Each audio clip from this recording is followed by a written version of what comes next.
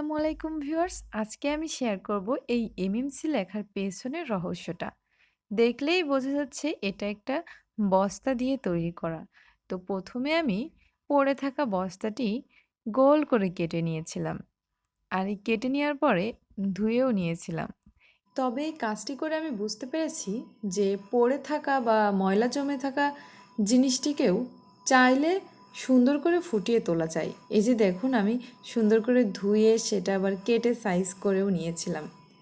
তো যে কোনো জিনিস পড়ে থাকে বা অবহেলা করে ফেলে না দিয়ে কিছু কিছু ক্ষেত্রে কিছু কিছু জিনিস তৈরি করলে একটা ইউনিক জিনিস দেখতে পাই আমরা।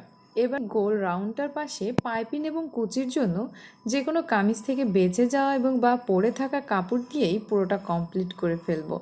আবার এর নিচে একটা কাপড় না দিলে দেখতে খুবই খারাপ দেখায়, সেজন্য এই সাদা কাপড়টা রাউন্ড করে কেটে নিয়ে এটার সাথে জুড়ে দিলাম।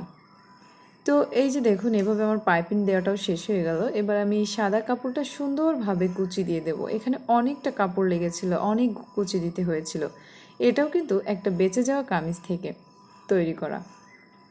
তো ভিউয়ার্স, আমার এই এমএমসি লেখাটা আপনাদের যাদের কাছে ভালো লাগবে অবশ্যই লাইক কমেন্ট শেয়ার করবেন।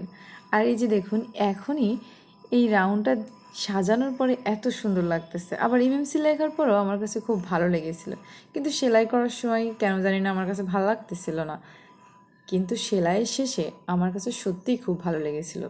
যারা এমএমসিকে ভালোবাসেন, এমএমসিতে পড়াশুনো করেন, তারা অবশ্যই ভিডিওটা শেয়ার করবেন এবং কেমন হয়েছে কমেন্ট করে জানাতে ভুলবেন না। ধন্যবাদ সবাইকে। আজকের ভিডিওটা এ পর্যন্তই।